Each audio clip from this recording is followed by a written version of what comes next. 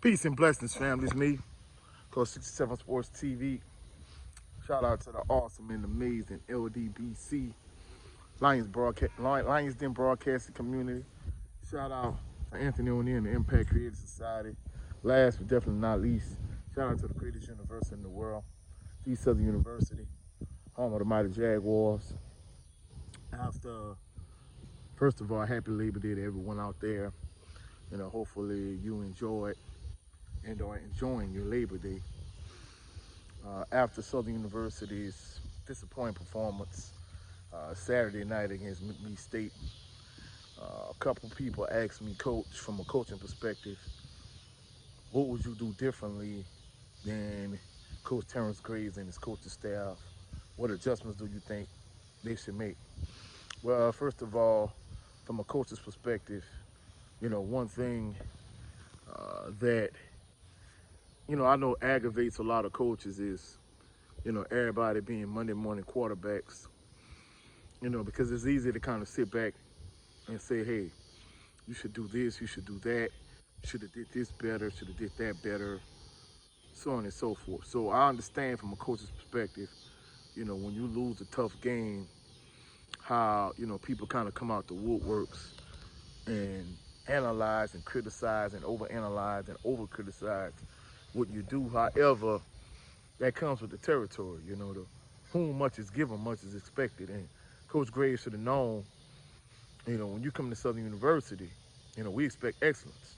In Baton Rouge in general, whether it's at Southern University, whether it's Crosstown at LSU, in Baton Rouge, our teams, we expect them to win, and that's the way it is. So that's part of the territory. He knew what he signed up for. So from my perspective, from a coach's perspective, what I would do, first and foremost, I wouldn't take Savannah State lightly. Of course, Southern is a huge favorite at home in their home opener against Savannah State. And, they shouldn't take Savannah State lightly. In terms of, from an offensive standpoint, I'm not even gonna lie, the offense was anemic to say the least. I hate to say it at this point, I think Noah Biden is pretty much on par with Harold Blood at this time last year. And I said it last year. I'm like, if it was me, if Harold Blood the best quarterback you had, I said it last year, I would just open things up and I would let all the quarterbacks play. Since you kind of have a light touch this week, you don't want to take Savannah State lightly. It's definitely a trap game. You don't want them to pull a huge upset against you. However, I'm going to just be truthful. People might say it's crazy. If it was me, I'll play all four quarterbacks. I still would start Noah at quarterback. I would start Noah. I'll bring in Zay Tesset at certain points when the game is kind of out of hand, even before that point. I will bring in Jalen Woods and I will bring in Angelo Izzard Jr.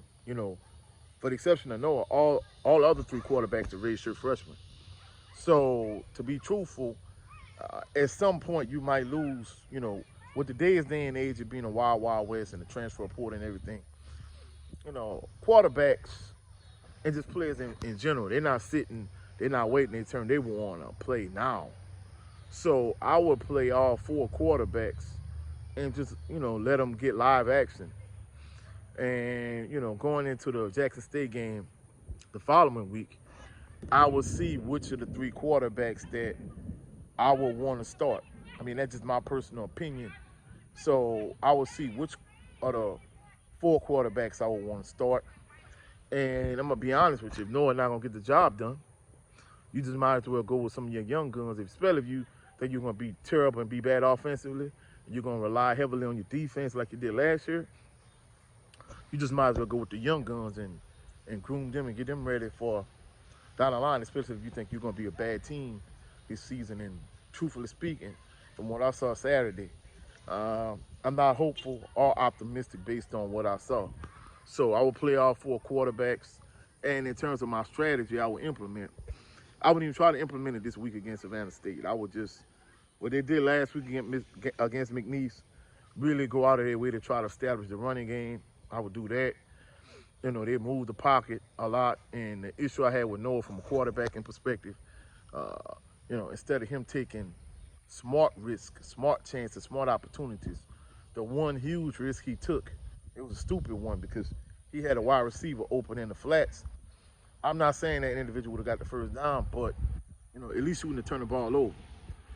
For one, and then second of all, a lot of instances he should have run the ball. He was trying to force passes, on those rollouts and those sprint passes. Many instances he could have took off and run, and if he'd have took off and run, he would have got good yardage. So I think the issue with him is, he doesn't know when to take off and run. Many of those instances he should have ran the ball, even though he's not that good an athlete, to be truthful. So I think that was the biggest issue with him. But I would evaluate all 4 quarterbacks, and then my plan for Jackson State is when you actually do face them, hey, I'm just going to be truthful. No disrespect to Kobe Dillon and C.J. Russell, but I think Kendrick Grimes is the best running back you have. I'm not saying he shouldn't play Kobe Dillon and C.J. Russell or even Braylon Morgan. I think, especially in key critical situations, he should put emphasis on trying to get Kendrick Grimes the ball out of the backfield. And in addition to that, I think he should make, especially early in the game, he should make a conscious effort to get Chandler Whitfield involved.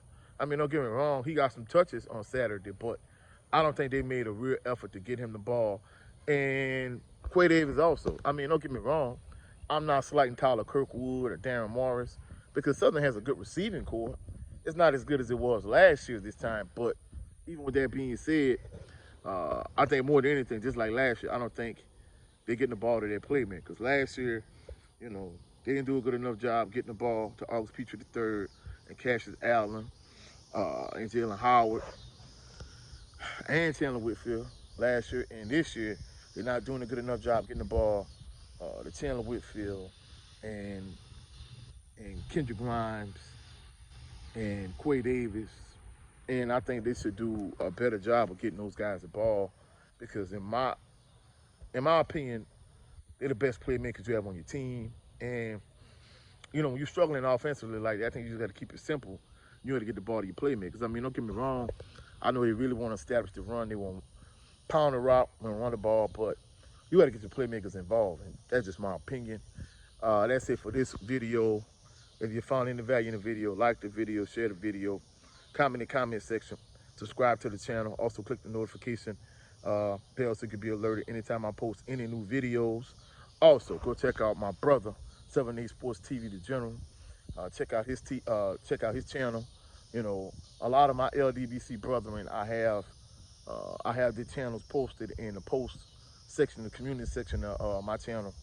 Also, go check out my brother Jared 11 Green. Yesterday he had another episode, the Southern Baller Show. I wasn't able to be on it, but go check it out.